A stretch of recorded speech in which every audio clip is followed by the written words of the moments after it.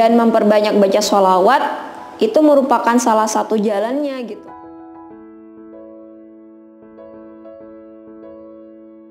Assalamualaikum warahmatullahi wabarakatuh. Halo semuanya, jumpa lagi di DNS Sutari. Di video-video aku yang sebelumnya, aku sempat beberapa kali menyinggung tentang platform atau aplikasi yang namanya Quora. Nah, dari Quora ini aku banyak sekali mendapatkan inspirasi, kemudian juga pengetahuan gitu. Karena emang pengguna dari Quora Indonesia tuh orangnya wawasannya sangat luas gitu. Dan platform ini tuh isinya adalah tanya jawab, dan pertanyaannya tuh banyak sekali yang berbobot, terus jawabannya juga banyak memberikan aku inspirasi. Salah satunya adalah pertanyaan yang beberapa waktu kemarin aku ikuti. Nah, di situ ngebahas tentang fenomena kenapa orang-orang itu lebih memilih untuk menikah dengan wanita yang usianya relatif muda gitu. Dari pertanyaan itu ada yang ngejawab, dan beliau itu juga dokter gitu. Nah, jadi otomatis ngejawabnya kan dari sisi medis. Dan emang secara sisi medis itu wanita yang masih muda itu akan menghasilkan sel telur yang lebih yang lebih berkualitas gitu. Nah, tapi yang aku soroti di sini adalah salah satu komentar dari pembahasan ini gitu. Nah, komentarnya itu adalah seperti ini.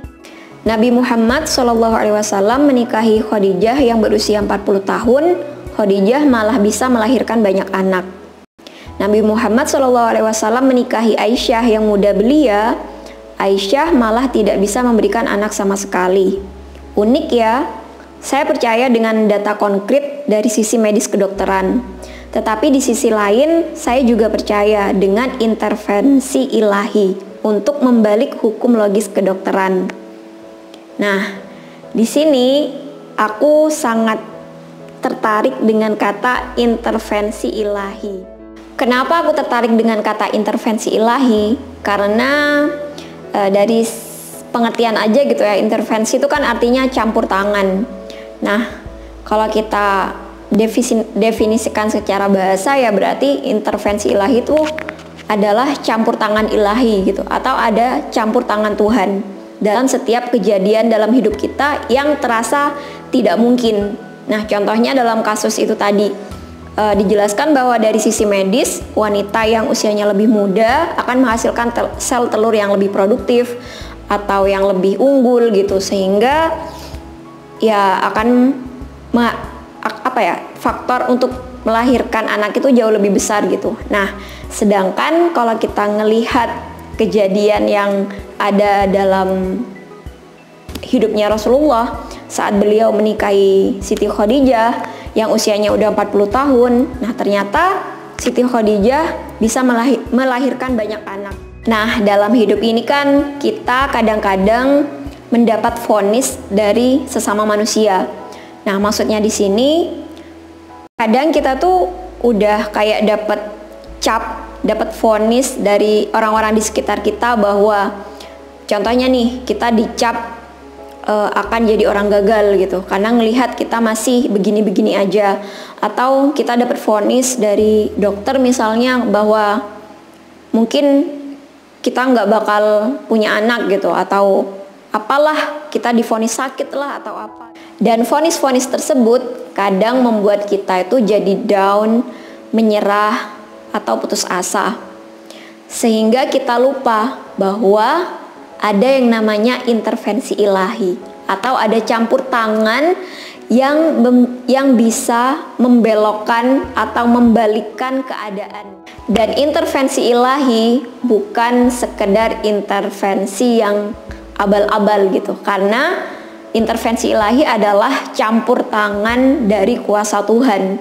Dan kuasanya Tuhan, kuasanya Allah itu akan mengalahkan apapun yang udah divoniskan pada diri kita. Dari komen tersebut, akhirnya aku terinspirasi untuk bikin snap WA waktu itu. Aku nulis, I need intervensi ilahi every single time in my life. Jadi aku butuh intervensi ilahi, aku butuh campur tangan Tuhan, aku butuh intervensi dari kuasanya Tuhan di setiap langkah dalam hidup aku.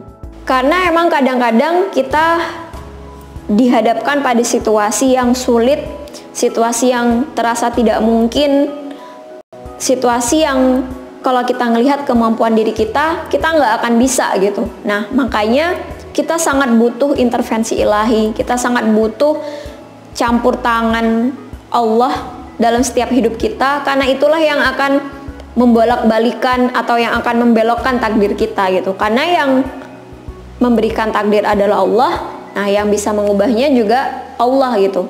Dan tentunya juga ada kemauan, ada usaha, dan tentunya ada keyakinan dalam diri kita. Dan kalau aku ngelihat apa yang udah terjadi dalam hidup aku selama ini, aku ngerasa bahwa ya banyak kejadian yang emang ada intervensi ilahi dalam hidup aku gitu. Ada suatu momen, ada suatu kejadian yang mungkin gak akan mungkin gitu, gak akan mungkin, tapi karena ada campur tangan Tuhan, ada campur tangan Allah, sesuatu yang gak mungkin itu justru bisa terjadi.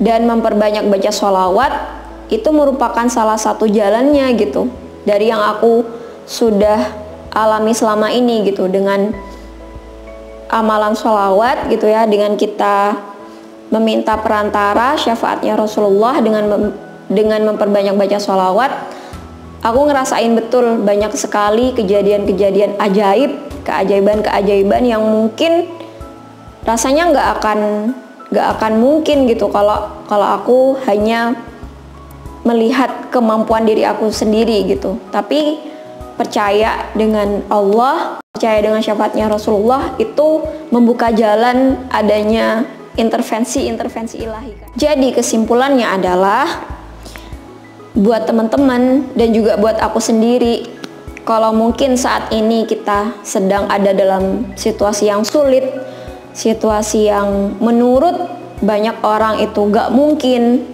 kita dikucilkan, kita diremehkan gitu ya, jangan khawatir, jangan bersedih.